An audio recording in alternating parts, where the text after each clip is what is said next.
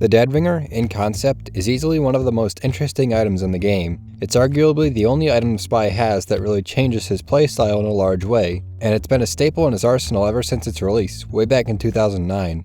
Over the years, it's received quite a few changes to its functionality, but today I'll be focusing mostly on the item we have now, how it works, why it used to work great, and why it isn't nearly as useful as it once was. Starting off with a quick overview of how the Deadringer works, instead of cloaking immediately, right-clicking toggles the Deadringer. Taking any damage while it's active instantly cloaks you and gives you a few buffs for 3 seconds, before turning into a normal cloak for another 4 seconds. After which, the Deadringer emits a loud decloaking sound that enemies can easily hear.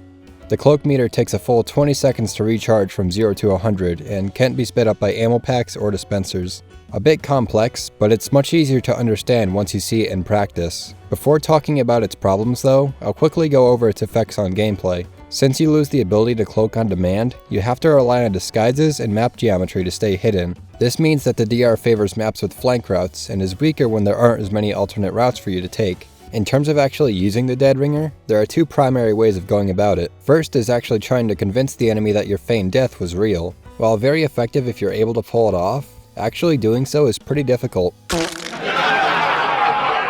You can't instantly activate it the moment you take damage, and you'll likely need to eat a few bullets first. It's pretty inconsistent and tough to pull off, but it's important to remember as an option. The second, and more popular playstyle, is using the Deadringer as a damage tanking and movement tool, foregoing stealth for the ability to move around the map quickly and tank some big hits along the way. Generally speaking, you'll want to use your revolver a lot with a DR equipped, since, as I mentioned, backstabs are much harder to get consistently due to the lack of invisibility on command. Any revolver can work, but I recommend either the stock revolver or the ambassador. Both of these playstyles can be swapped between depending on the situation, but something to remember with the Deadringer is that it requires a lot of game sense and practice to use effectively. Figuring out how to stealth properly without cloak, making your feigns convincing, knowing when to activate it or hold off, none of these things are simple, so don't feel bad if you have a hard time with it at first. Now, onto the issues. Fully explaining why the Deadringer is so flawed requires a good bit of explanation, so bear with me here. As I mentioned earlier, being able to feign your death and trick enemies is a really cool concept. It plays directly into the spy's style of stealth and espionage, and I imagine for the first few months after its release, that definitely was the case. After which though, the concept began to show some wear. As people began catching on to how the DR worked, using it as a tool to trick the enemy became much less viable. The reason it used to be so prevalent and effective despite its concept being flawed though is twofold. For one, you had a massive 90% damage resistance to all damage both on activation and for up to 6.5 seconds while cloaked. A 270 damage crit rocket would only do 27 damage, a fully charged Machina headshot would do only 52, and it turns out dying to backstabs was almost impossible due to how the math turned out. Granted, every hit you took decreased how long the resistance lasted, but it was still common for spies to take tons of damage, letting them escape almost any situation. On top of that, you could boost your cloak regen speed using ammo packs, meaning you could feign several times in a row if there were enough around. These 2 things together meant that the base concept of the Deadringer being flawed didn't really matter, since its tanking abilities were so strong and easy to use over and over. Now, this doesn't mean that it was objectively better than the other watches because of this. Many high-level spies still use the stock watch or cloak and dagger in high-level matches despite the DR's strength, but it was still very powerful nonetheless. But what about today's Deadringer? Well, the modern version is much more susceptible to the weapon's inherent flaws in design. It has gained a small speed boost on feign, which definitely has some utility, but few would argue it's more useful than the damage resistance of the past. This, finally, leads us to the 2 main issues of the modern Deadringer. Starting off, the Deadringer is a bit of a one-trick pony. While both Invis watches have tons of different uses in different situations, you can only really use the Deadringer in 1 or 2 specific ways: tanking damage and retreating, or tanking damage and getting behind the enemy, both of which are really easy to predict if you're fighting the spy. Once you've caught on to how the weapon works, and especially after you notice that the enemy spy is using a Deadringer, hunting them down and taking them out is almost a trivial task. You can only trick somebody so many times. The speed boost and small damage resistance just isn't enough when enemies can so easily track you down, especially if the enemy you're fighting is a pyro. Something to note here is that the most important thing you can ever do as a spy is not let the enemy know when you're around. So when the Deadringer's only method of cloaking literally requires you to get hit by an enemy, getting behind them sneakily is incredibly difficult. Meanwhile, both Invis watches can do it with almost no effort required. And obviously, the incredibly loud decloaking sound doesn't help. especially given it can blow your cover even if you do trick the enemy into thinking you died. All of this can be summarized as follows. Completely shutting down a Deadringer spy really isn't that hard. Sure, newer players will be easier to trick, but that goes for almost any weapon. Any experienced player will eventually catch on to your tricks, and you won't have a very good time.